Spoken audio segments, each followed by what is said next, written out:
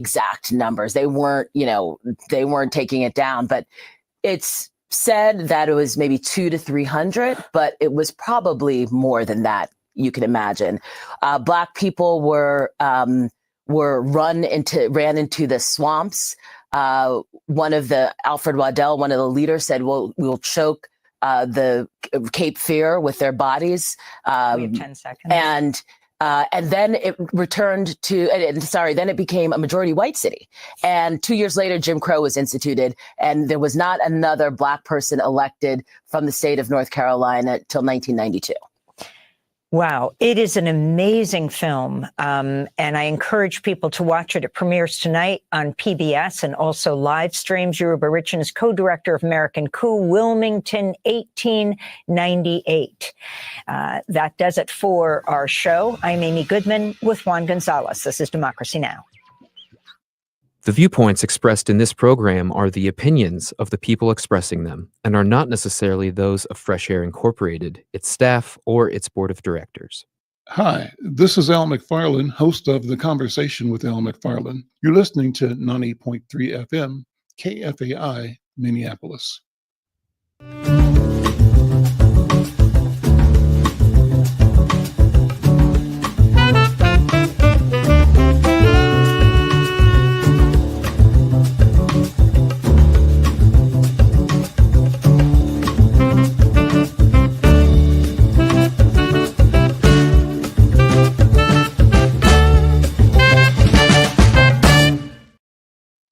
I'm Al McFarlane. Welcome to the Conversation with Al McFarlane. I'm glad to be here and glad to have you along as well. We want you to be part of our conversation. You can join the conversation if you're checking us on either of the Facebook or LinkedIn or YouTube platforms. Just leave a comment. If you actually want to be on air with us, send an email, send a note to Cooper at Insight News, and if we can, we'll bring you into the YouTube platform and have a conversation with you, have you join my colleagues and I in talking about our world, our duty, our obligation, our opportunity, our fear. That's what this is about. We're trying to create robust conversation about who we are and what we are doing and why we do what we do. Conversation about the kind of world we have inherited, have created, and the kind of world we must create for the future. We propose that we have a duty to see ourselves as co-authors of a future. And the future that we will write, the narratives we create, are narratives that show humans differently, show that our people, that we will win, not lose. And winning being defined differently, winning that doesn't require losers. That's the challenge. I think that we can do that as human beings. It's a question of a different approach. Maybe examining systems of patriarchy, systems of power, hoarding, systems as opposed to, or comparing that with, or shifting from that to systems of power sharing and cooperation, collaboration, commitment to innovation, to creation of new knowledge, spreading new knowledge with an intent of improving the species with an intent of preserving the planet with the intent of coming into alignment with creation itself, the universe, the cosmos. Well, it's a tall order, but we are, I think, a reflection of the initial organization of existence, and we have access, we have opportunity. We simply, I believe, have to keep talking, having robust conversations that put us in that direction. Wherever you are, thank you for being here, particularly all of our listeners here on KFAI. We thank you so much for being here, and we want you to weigh in with your analysis, your analyses, your thoughts, your ideas, your fears. And the way you do it, send an email to cooper@insightnews.com, and we can see if we can get you actually on the broadcast, the live stream. Otherwise, you can leave a comment either on the comment section on Facebook or LinkedIn, or the two YouTube platforms we're streaming to. We're streaming to Black Press USA, the platform for the National Newspaper Publishers Association, and we're streaming to the Insight News YouTube. Obviously, that's our home base, the Insight News YouTube channel, and we'd love to have you like and comment and subscribe to the YouTube channel. Well, listen, got a great program today. I've got my friends, I call them my companions, on board, and we're going to talk about what's happened in the past week. This time last week, we were all on pins and needles with great expectations about what the world would be like, because we were exercising our duty to vote. And the vote we were casting was a vote, I believe, that was going to be fundamental in how we approach that future that I'm talking about. And, we now have to look at it, see what happened and why, and decide where we go from here and how we pursue both the obligation, the dreams that we have. I encourage people to not feel that we have lost, that we have reason to despair or to abandon the struggle for freedom and liberation. I think we have to continue to talk about the ongoing multi-year, multi-generational, multi-millennial bid for human liberation. We must see ourselves as freedom fighters, and the freedom we're seeking spans time and distance. It's important. And again, it's in search of alignment with our cosmic potential, all we can be as human beings. Who's here with me today? My brother, Wilfred Harris, is an author and an elder, a leader in the Liberian community. We talk a lot about Liberia and the critical, unique relationship between Africa and United States that is revealed in the creation of the nation of Liberia and the role that that country has played, sometimes publicly, sometimes not so much, in shaping world affairs in its friendship and relationship with the United States. Joining me also is my friend Antonio Rosell. Antonio's an engineer, I think, by training, but an educator, an activist, a person that's committed to peace, peacemaking, and to the truth, to examining the tough questions, tough relationships, the ways we've not been our best for each other as human beings, with an eye not to condemn, but to encourage us to do better and be better, to be our best selves. And I'm here with my friend and colleague, Jonathan Palmer.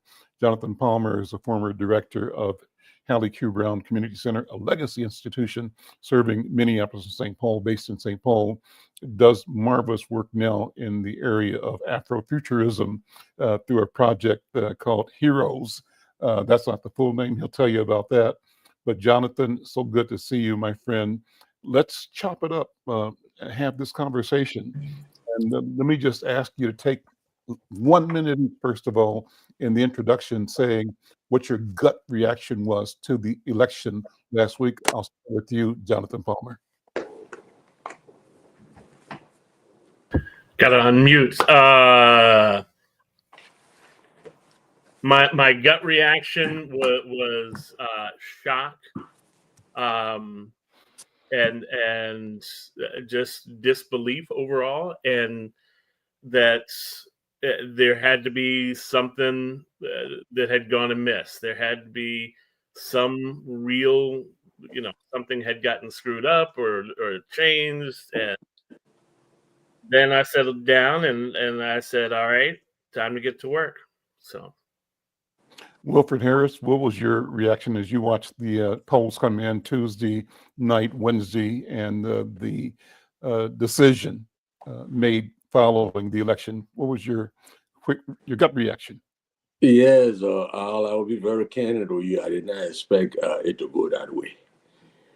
I felt that Kamala was floating like a butterfly and stinging like a bee. But when they were all over, I said to myself, well, it was decisive. You look at the electoral vote and the popular vote, and the gentleman won. So now we just got to put our hands together in the name of unity and national pride and accomplishment, and work together as a team. Let's go to Antonio Roselle. Antonio, first of all, your reaction, but I'm going to use this to open the door for you to take a deep into the election. You've got some data and observations, and we can flow with the analyses that you want to have us pay attention to today. Antonio? Well, I know that the results were a surprise to a great number of people, but I think also there were elements of the results that were really not all that surprising.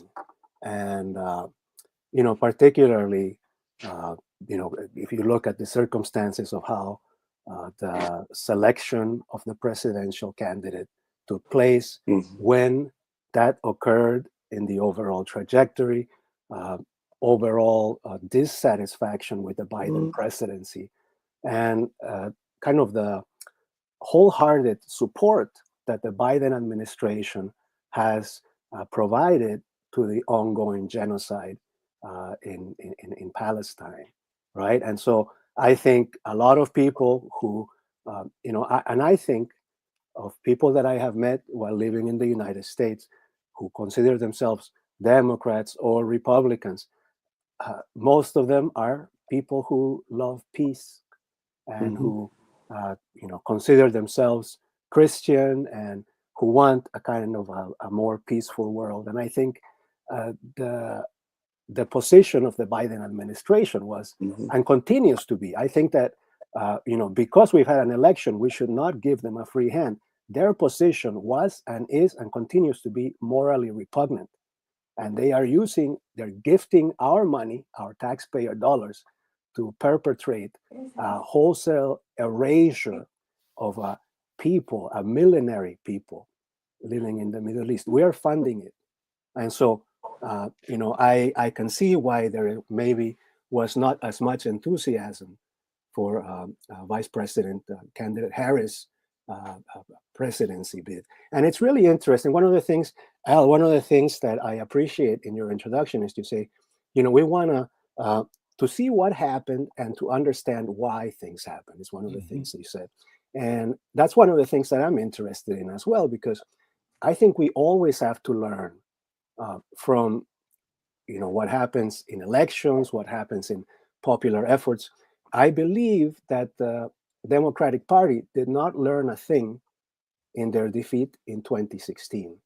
And I think that they are likely to not learn a thing in the defeat that just occurred right now for the Democratic Party. But I have a couple of slides that I'd like to share. And maybe I have, some topics that I've prepared, but I wanted to start just looking at the elections over time, and so I've gone and I encourage all of our listeners and viewers. And by the way, to our viewers, if you're catching us on YouTube, make sure to like and subscribe and join the Inside News channel.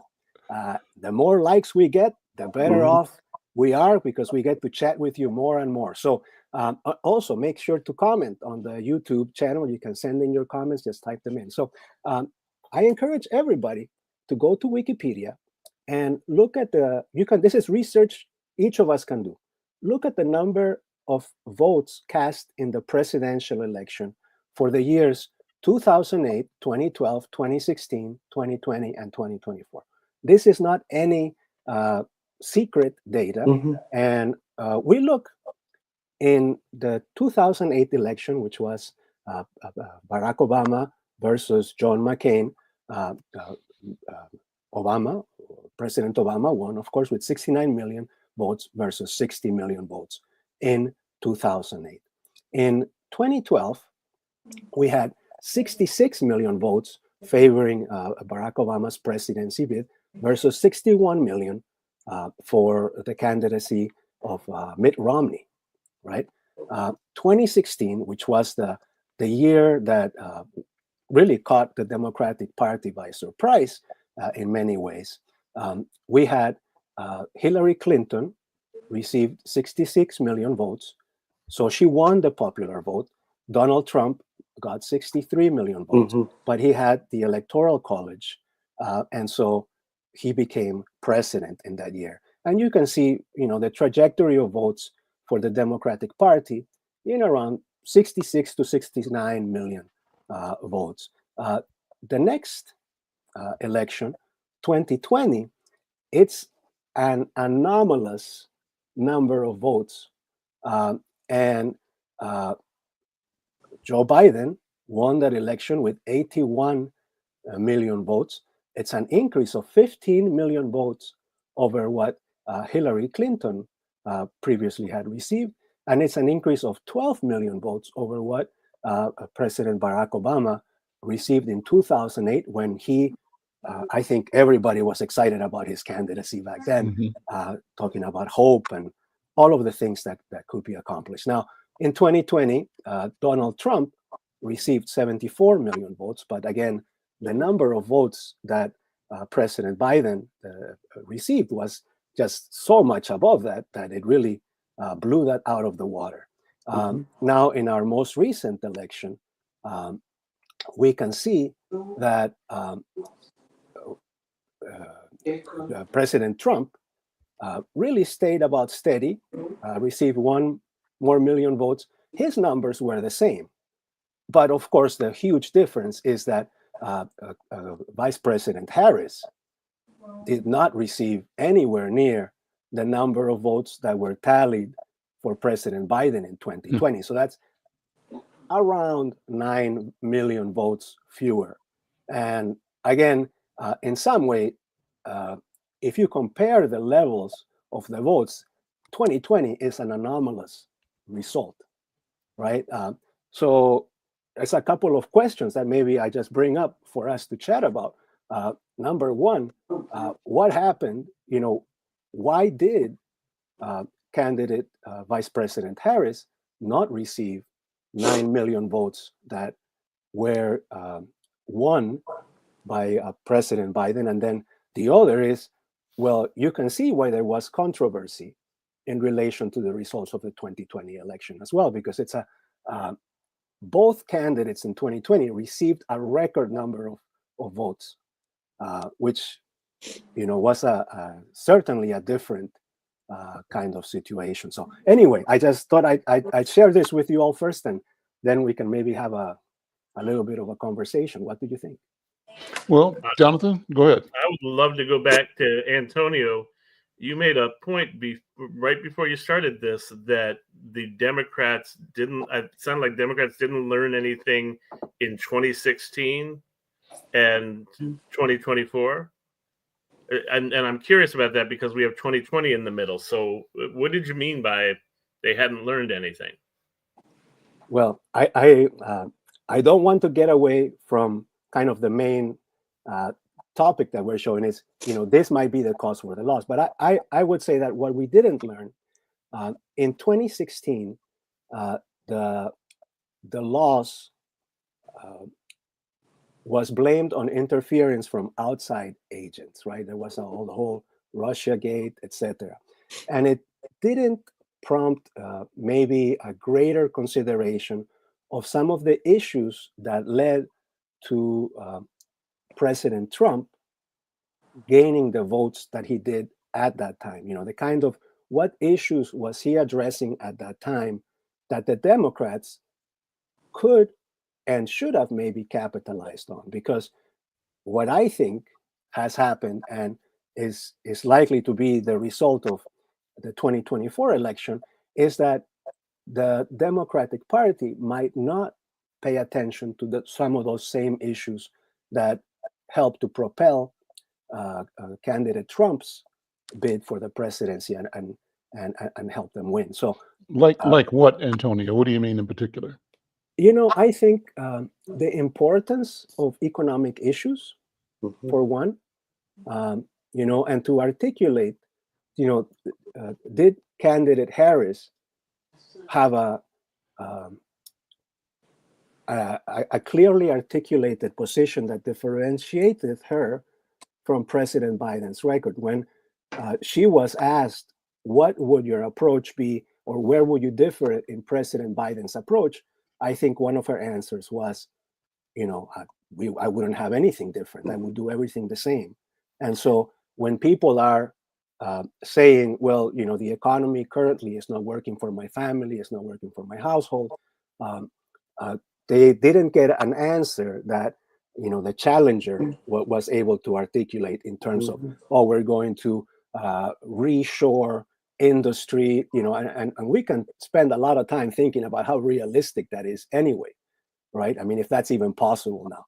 But that was part of the answer. We're going to have more jobs, more industry, etc. And so those are questions. Those are questions. I don't have answers. Go ahead, Jonathan, and I'll come in next. So I'm going to respectfully disagree with you, Antonio, and I respect you on these. When I look at the 2016 and 2024 and the issues you're talking about, the piece about what would Kamala do different and things like that, that's from an old questionnaire, and they had recorded her before, and it is a lot of misinformation got put out here. I think that what has been learned from the 2016 and the 2024 election and the issues relevant right now is, one,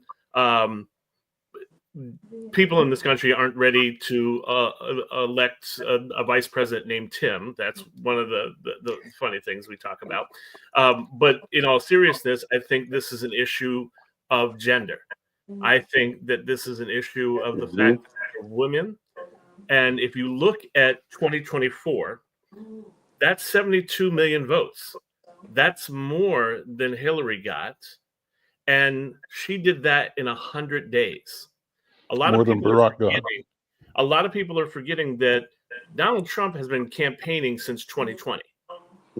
He has been making sure he stays in the news sector. He's been campaigning. He has been doing that.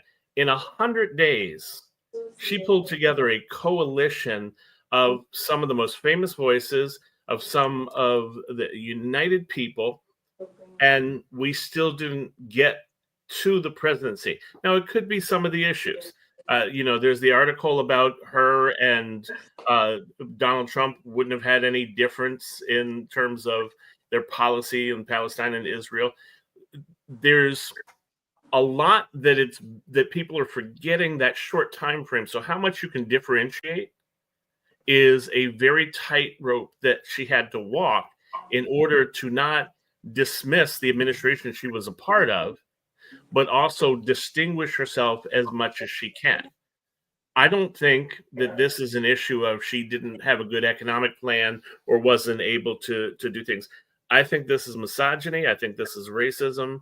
And I think what this shows is America is still a very racist country and still a very sexist country. My thinking is in the same direction. First of all, I'm Al McFarlane. This is The Conversation with Al McFarlane. Thank you for listening. And if you want to be part of the conversation, if you're tracking us online, either at Facebook, LinkedIn, or YouTube, drop a comment in the comment section. If you want to be in the conversation on air with us, send an email to Cooper@Insight News, and we'll see if we can get you in.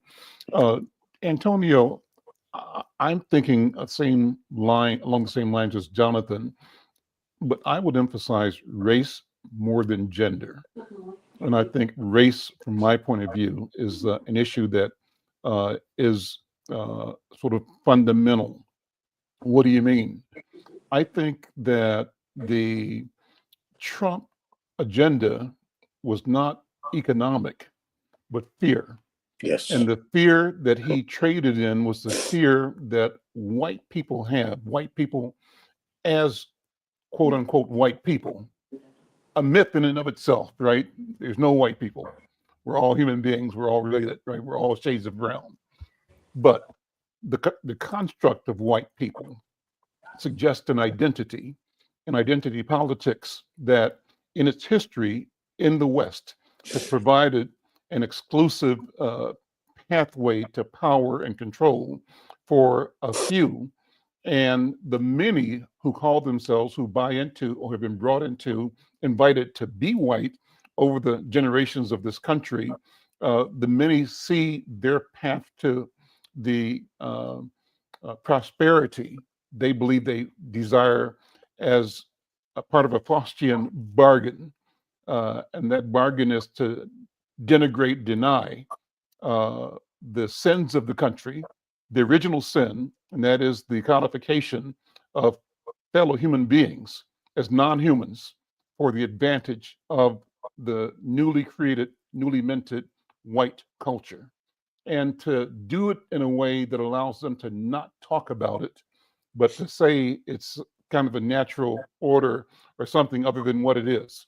So I think that we're at a point now where both logic, time, and the unending resistance to what I call white supremacy continues to dismantle and to deconstruct the white power, white supremacist idea.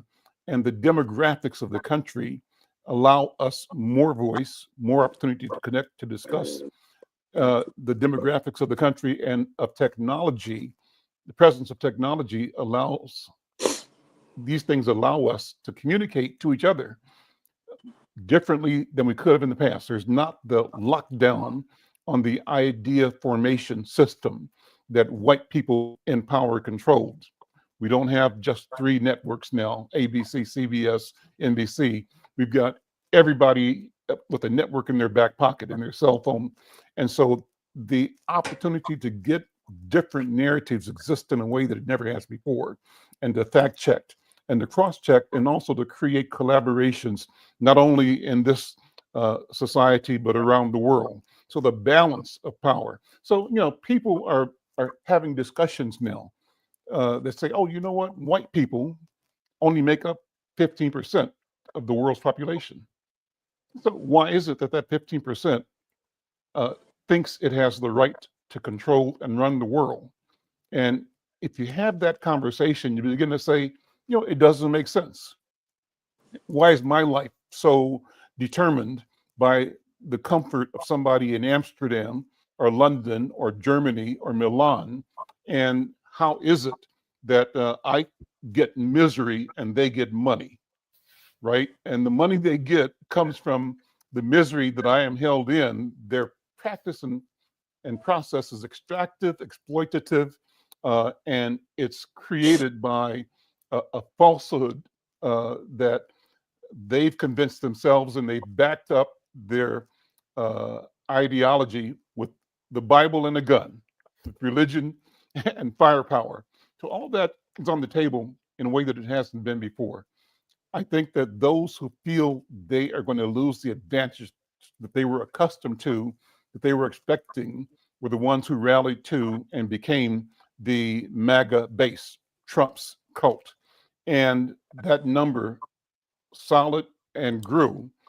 I think that if there's a failure anywhere, it was the inability of those of us who are progressive, Black and white and otherwise, to continue to elevate our cooperation in a way that allowed us to defend against the narrow supremacist ideology that I think Trump represents. I'll stop there. Wilfred, what do you think? I can go on. Oh, you know, Al, yes, I'm here listening because I'm enjoying you, Jonathan, and Antonio. Well, you see, I think 2 things were at stake here. One had to be substance, and the other fear. Kamala was talking substance. Donald Trump was talking fear. And don't fool yourself, fear motivates. Fear motivates. I was talking to one of my friends, and he said, it stated in the Bible that one day the slave will rule the master. And when Barack Obama was running, this Black man scared the devil out of the white race. When he got up, and I think he was in Arkansas or somewhere, and this old white lady said to him, if you become president of this country, will you punish the white man for what he did to the Black man during slavery? If you had that thing. And he said, man, the only thing Black people want to do, they want to have a nice meal, live in peace with their neighbors. But Donald Trump kept propounding fear, and as he propounded the fear, people in general started gravitating towards him. Yeah, they started gravitating towards him. And another thing is the strategy that Kamala did not use that got me concerned. The press. You know, right now technology has improved so much that you have to inject the technology that will reach the masses. And I think she fell a little short there. And when I hear people say, well, she did not isolate herself from the policies of Joe Biden, for God's sake, how can you be a part of a whole and in good times and in bad times you say, well, I'm not a part of a whole? I had an old man to tell me once, he was vice president of Liberia, and I was saying something to him, and he said, well, you know, the vice president is a voiceless president. Yes, but she fought. But let us look forward now. I would like to see us coming together. When I say us, because I have voted Democrat for all my life. For that reason, don't get me wrong, I admire Abraham Lincoln, who was the first president, candidate of the Republican Party. I admire him. But when I look at the policies of the Democrats, no need for us to go into Franklin D. Roosevelt. In fact, I don't think Franklin D. Roosevelt was even a Democrat, he was a socialist. And today we are benefiting from the policies of Franklin D. Roosevelt. And that's why that is line Kamala were going in, trying to get at least the crumbs back to those people who've been chopping wood, carrying water, and digging ditches. But this man was not saying that. This man basically was saying, let us look ahead because the Africans are here, the South Americans are here, they are and the Mexicans are coming to take the black folks' jobs. All of those things, guess what were in there? Nothing but fear. And another thing he said they are here to contaminate the white blood. That's a direct quote from a man called Adolf Hitler. Mm-hmm. Everything I'm seeing here, check it out. So when you look at those situations, that's nothing but fear. So fear took the lead, and black people voted for him because look, now all black people with black skin are black. Mm-hmm. As soon as they start getting some of the crumb, it's like, let us go ahead and support them so that we continue to reap. Not just black people, a lot of immigrants have the same experience, people, right? Let me say, they consider themselves white, but because I see mm-hmm. most of them as being pale or yellow. But mm-hmm. people who are not like as they are, I mean, look at the people from Puerto Rico. For God's sake, why is it that people from Puerto Rico will vote for a man who called them what he called them? That's well, right. Guess what they did? So that's one thing. Antonio, jump back in.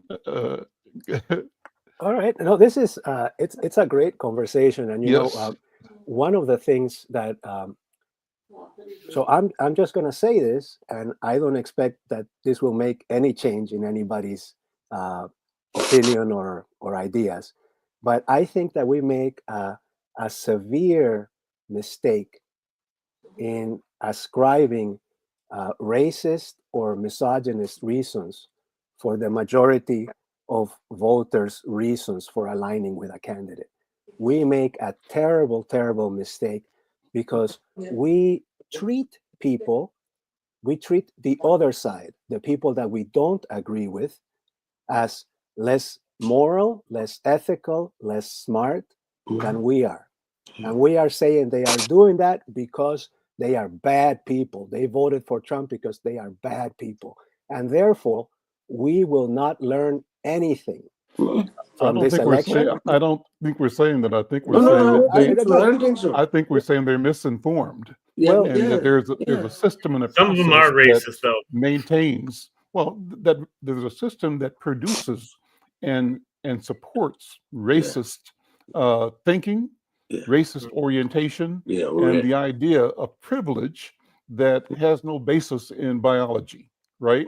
And so there is, in the what's the whole system called? What do they called it?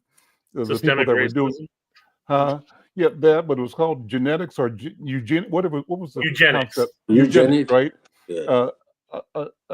Concentrated intellectual so-called effort to prove and disprove people's humanity. And that's part of a culture that tried to explain and justify the advantages that came from genocide and exploitation. Mhm. I had a neighbor who told me once that a white woman married to a black guy, that the Africans should have been happy. They were running around, in the jungle naked. Yes. And Yeah. when the white people came, they civilized them, Yes. and that they should be proud, and they were lucky to have had to experience the training that slavery provided them. Well, how do you get that?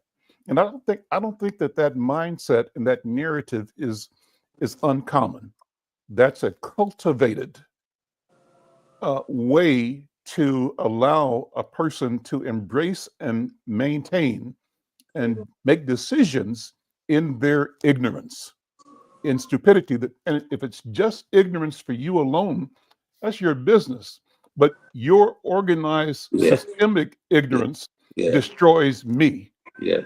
allows my death to go unquestioned, allows my freedom to be taken away. Then we got a problem. So, Jonathan, go ahead. What I would say, Antonio, is that I don't think that everybody who voted for Trump is a racist. No. But Trump is a racist. Trump is a white supremacist. Trump is a xenophobe. He is all of those things. So if you have chosen that person to represent you and to lead your country, you are either a racist or you are comfortable with racist ideas. You excuse racist ideas. That makes you complicit in the actions that go. That doesn't mean we can't learn other things from that. That doesn't mean we can't tie into people's economic policies and the interests that people have. But in 2020, there was all of this outpouring of, we've got to understand the MAGA base. We've got to have empathy. These are people who feel left behind. These are people who feel like their country has abandoned them. These are people who don't feel like they have a voice. And yet, Black and brown people have been here for hundreds of years, waving our hands, talking about, when are you going to come and pay attention to us and have that empathy that we were coerced or pushed to have for MAGA, for Black and brown people, for women, for LGBTQ+, for all of these groups that are consistently marginalized and left out in the cold. Jonathan, can I come in 1 minute, please? Please, jump. Somewhere I read that anyone who does not understand, pursue the understanding of white supremacy has not understood anything and will not get anywhere. I'm from Liberia. I feel the pain of white supremacy more than most people I've come across, because I know how Liberia came into being. And because of that, Liberia today is one of the least developed countries in the world. And guess what happened? Look at the resources. Let me use Liberia, but let me come to Africa. The whole division, the whole election, all the discussions being held. Have you ever heard about Africa? Yet still, that's the continent that God gave more natural resources than any other continent in the world. Like once somebody said Africa is shaped like a question mark, but don't think Africa is confused. Africa has the resources. Africa is shaped like a revolver, but don't think Africa should be continuously at war. But the war that Africa has been fighting has not been a war because this group of people just would not tolerate the other group of people. No, it has been because the philosophy of divide and conquer has been instituted in Africa. But guess what happening now? The resources that people, the West, especially the lighter people in the West, believe they had guaranteeing Africa. Guess what's happening? The Chinese, the Koreans, those are the people going down to Africa and substituting the forces that have been there dominating. So let us be very careful. There was a time General Marshall went and he talked about the Marshall Plan and came up with a master plan to rebuild Europe. When will Africa have a master plan, for God's sake? Our children were brought here. And do you think that there would have been a United States of America with all the black men? Do you think there would have been a success during World War II with all the Tuskegee Airmen? All the blood, sweat, and tears, the red blood that came from the black man? You know, I rest my case. But I think before I rest my case, let us do one thing now. Mhm. Let us not just sit there and lick our wounds. Let us go back to the drawing board. Yes, let us go back to the drawing board and find out, where did we go wrong? People only succeed because they see themselves as a problem. Don't look out there and say, well, they were the problem. No, where did we go wrong, Al? And if we do that, the next Let's- fight will Let's be a pivot. fight of And leaders of Antonio, substance. the other things you wanted to have on the, I want to talk about the border. Number one, the issues, with immigration, and I also want to talk about. I know you're passionate about the genocide in Gaza, Yeah. and what is the takeaway from where we are now? Well, there was one related comment actually that came up as we were just chatting. And we talked about oppression and the role that, some people say, it's white people in the world versus non-whites in the rest of the world. I think something that was really important in relation to this particular election in the United States is that the current administration, the Biden administration, is playing an incredibly prominent role in facilitating the destruction of people in Palestine and in other places in the world, but particularly in Palestine, where it is most acute. And so, in a way, we are saying that, in the same way, if we in the United States are supporting the government of the United States, which is helping to destroy brown people in the Middle East, we are complicit in that. And I think that is the factor that one of the factors that did not get taken into account when we are talking about Vice President Harris's bid for the presidency. I think that is, in a way, a clear difference, not with Trump, because he is also the same, but it's a clear difference in terms of what we can ask people to support and what we can ask people to do. Because, and I have a couple of images just quickly to show Sure. the destruction that is occurring right now in Gaza and has been ongoing now for more than 13 months, more than a year. It has been going on. The number of people killed, children and women, has exceeded 200,000, according to estimates that have been published in The Lancet. 200,000 people, a fifth of a million people. And this is in Gaza, this is in the West Bank, this is in Lebanon now, this is in Syria, and we continue to fund it. The Biden administration continues to fund it. And there was a lot of activity in the run-up to the election where people were bringing these issues up and trying to get the current administration and candidate Vice President Harris to engage with this issue in a productive way, to push for a ceasefire, to stop sending weapons, to stop sending money. $22 billion over the last year of our money here, black, brown, red, any color, white, all of our money is funding this. And so we can't say, oh, it's white people in, living in Milan or elsewhere that are oppressing people. It's us. Whichever color we are part of it. And we are not stopping it. We haven't stopped it. And so Yeah. So that's something I think that we need to keep in mind too, as we're trying to maybe split responsibilities for destruction in the world. So anyway, I think Jonathan, you wanted Jonathan, to say go ahead. That's why I want to put a question back to you, okay? Because one, I think Harris was pushing for a ceasefire, but it's not as simple as the Biden administration, because it's also Congress, and Congress was pushing for this. And so let's just play out a scenario. How do you think the Biden administration, how do you think President Biden could actually change this?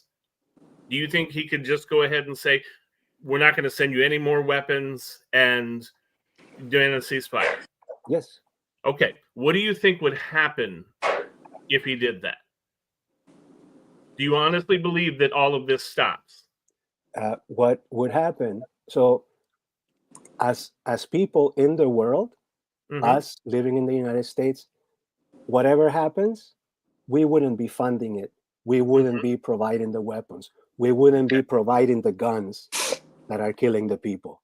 And the rest of it, in some ways, we have to know, as a country in the world that is not a supremacy, right? It's not, we are against supremacy. We don't have a role where we are or should be above other countries. We should not permit others to be above the law. We should not facilitate others committing war crimes. We should not facilitate starvation in the world. And so what would happen is, at least our hands would be cleaner than they are today, because our hands are not clean, and they haven't been clean for a long, long, long time. Not just here. In Vietnam, for example, Reverend Martin Luther King, our nation is the greatest purveyor of evil in the world, he said. Antonio, can I come in 1 minute? If you don't mind, I need to jump in. Okay, go ahead. Antonio, I agree with everything you said. I 100% agree, except for the fact that we would then have cleaner hands. Let me tell you what I think would happen if Joe Biden got out tomorrow and said, we are no longer going to send weapons, and we are no longer going to do this, and you need to have a ceasefire. I think Congress would go ahead and overrule him and continue to send the weapons. He would then have cut off any connection to Israel or Netanyahu. He would have no voice over there in order to try to get them to push for a ceasefire or to do anything. And then Israel starts shopping around to other states, other countries like China, like Russia, to be their best friend.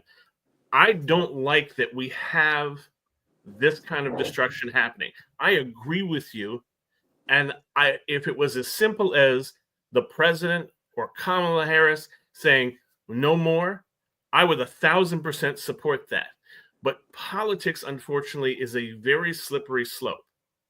And what they've been doing is a lot of back channel. They've been doing a lot of pressure. They've been doing a lot of things so that they don't get cut off.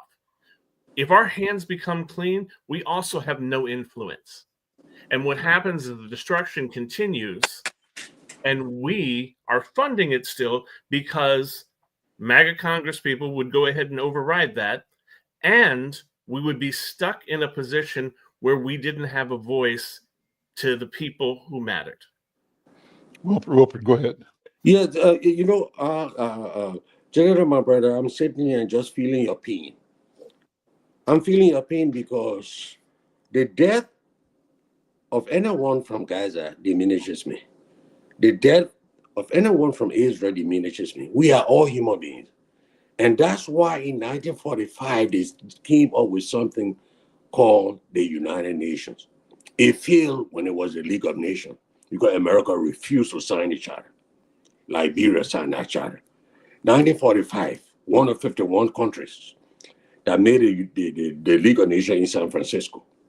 1948, 1947, the issue of Israel came about. And what happened? Who broke the tie? Liberia broke the tie. Israel became a sovereign state in 1948. But guess what? What was it? We have United Nations now facing tax too long, undone. Our eyes set on the future, our labor just began. Our tax to set men free. And when I say men, I mean Homo sapien now. So the United Nations came into being. But guess what happened? The policy of the enemy of my friend is my enemy cannot continue. It cannot continue. And what's more, America put herself in a bind that when these things happen, everybody turn to America for help. Why is that international institution that we brought to be the buffer, to set our eyes on the future so that these kind of things, World War III is brewing, yo. World War III is brewing. And here we are today because China and Korea, they are joining. Why our president-elect is saying NATO will not get the kind of support NATO needs. Number two, I will not stop Putin from going into NATO territories. I will encourage him. Am I lying? Did you not hear that? Now you're standing, no matter how strong the giant is. Before you cut a big tree in a tropical rainforest, you cut the little trees from around it. And when it falls hard because there's nothing there to give it safe lining. And that is what is happening. America's friends now are getting to be isolated. Why the other people are massifying the power? I just want you to know that World War III is brewing. Thank you. Wow. Well, Could I go make ahead, one Antonio, go ahead. thank you, Al. One follow-up comment to Jonathan. And I think it would be useful to go back to a historical parallel where a nation was behaving in ways that were against the laws of civilization. And the United States eventually was forced to stop supporting it because it was wrong, and that was South Africa. And those same considerations of we won't have any influence, they'll go over to the other side, we'll lose. At some point, it became untenable for the United States to continue to facilitate the survival of and success of South Africa. And so I think now, and at the time, there were many people who said, oh, no, we have to support them. I know they're not great. Yes, they have an apartheid system, but, let's tolerate it because we don't want to send them to the other side. And now with the benefit of hindsight, we can see with clarity how terribly wrong, how immoral, and how against the values that we state to profess any support at the time for that nation was. And so when we use that same logic to justify the continued sending... Antonio's signal for a second. I don't know if you can hear me now again. Now I do. Yeah. Now we're back. So when we are using the same logic to justify the unjustifiable, especially with the fact, as Al said, now we have many networks of networks, we can see live what is being done, what is happening with the support of this nation and of the people who live here because we haven't stopped it. And then let us think when they talk about oppressors in the world, let us not distinguish ourselves from each other by the color of our skin. We are all complicit and participants in it. And so I think that, this is not just a matter of politics or the way the political process works. There is, after the Holocaust, people said, never again, right? And that became a mantra and a motto. Never again shall we stand by idly while things of this nature continue to occur. Well, we haven't redefined the words never, and we haven't redefined the words again, and they continue to mean the same thing, which means that there is no justification for how we are allowing and kind of sweeping under the carpet this tremendous affront against humanity and against God. So, what's the connection, Antonio, in terms of philosophy or morality or point of view between this tragedy and what likely will emerge as immigration policy in this country? What's going to happen at the border from your point of view? And Wilfred, what does it mean for Haitians?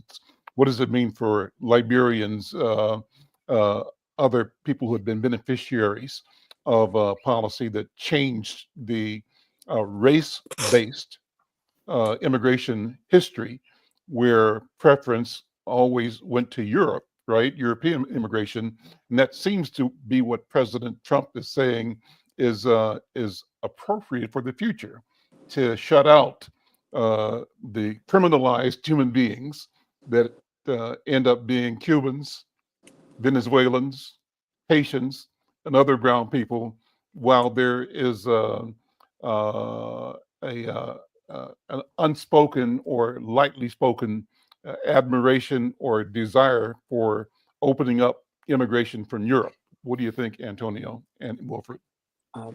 Well, Antonio, you go first. All right. Thank you, Mr. Harris. 2 minutes each. Okay. So what's happening, for example, with Cuba and Venezuela are excellent examples. Those are policies that have been in place that Trump, tightened up the blockade of Cuba. Joseph Biden kept it, did not make a single change. Mm-hmm. The attacks against Venezuela, the same. And, they are driving what our policy as a nation has been, is to make conditions in those places as miserable and as difficult as possible, mm-hmm. so that those places don't function anymore for their citizens. And people are desperate and leave. And I don't to like what end? Why would we be so motivated? What motivates us to make miserable the life of people in Venezuela and in Cuba? Why? Because to the United States, the people in those countries don't matter, but what matters is the resources that they have.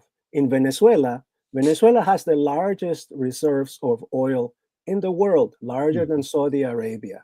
Mm-hmm. And it's a resource that is growing more scarce every day in the rest of the world.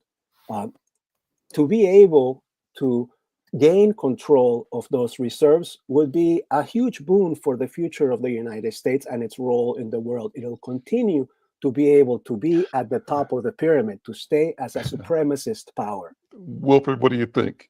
Well, I'm sitting here, you put the picture of Jimmy Carter here. And right away, I was like, wow, Jimmy Carter. This is a book that he wrote. It's a book, I know. Yeah. Well, I'm sorry, you got acting on Carter a lot. This man, a Baptist man, Liberia went down during his administration. Yes, that country, Liberia, Africa's oldest democracy, the world's second oldest democracy. That's Liberia I'm talking about, despite the size. He caused Liberia to go down and then put Liberia in a mid-grounder. When Charles Taylor came here, he told this country that Charles Taylor was the best leader for Liberia. To everything. I had a friend who just died. That's why I meant him. In Trenton, New Jersey, when I spoke, he said, my brother, in my presence, Jimmy Carter took a bottle of diamonds from Charles Taylor. Mm-hmm. I'm saying that blood money, all that was had. Africa is like that. Let me close. We're at the end of the hour. Look, okay, so I would just like to say thank you for the program and everything, but there will always be people coming to this country because there are jobs here.